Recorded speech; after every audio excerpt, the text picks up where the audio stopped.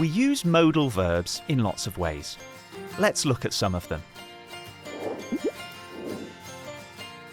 Look how we use modals to talk about obligation, necessity, permission, and prohibition in the present. My instructor says I have to practice more. You need to take more lessons. Have to is also for things that are obligatory or necessary. Often, it describes obligations imposed on us by other people.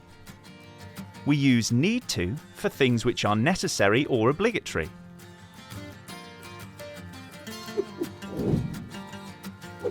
You must wear your seatbelt for the whole journey. We use must for rules, as well as things that are obligatory or necessary. Can we eat on the coach? Yes, you're allowed to have snacks.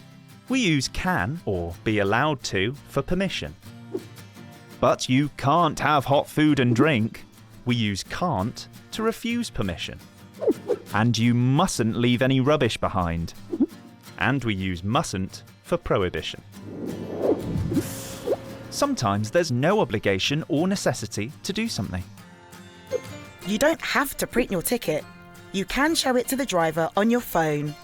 Then we can use don't have to or don't need to. We can also use needn't. Remember, we don't put to after needn't.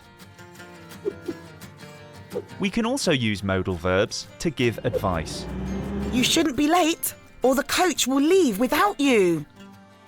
We use should or ought to talk about things we think are a good idea, and shouldn't for bad ideas.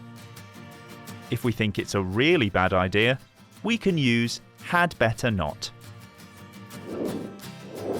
What did people do before we invented modern transport? People had to travel in other ways. They needed to spend longer travelling the same distance, but they didn't need to stop for petrol. And they didn't have to wait at traffic lights either. Look at this example. We needn't have brought sun cream on our trip to the beach. We use needn't have and the past participle to say we did something, but it wasn't necessary. It rained all day, so we couldn't sunbathe. We use couldn't to say something was not possible or prohibited in the past. And we weren't allowed to swim in the sea. We can also use wasn't or weren't allowed to for prohibition in the past. You should have checked the weather forecast. For criticising past actions or saying they were a mistake, we use should or shouldn't, then have and the past participle.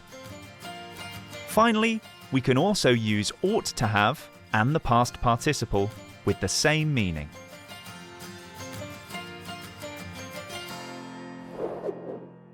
Thanks for watching.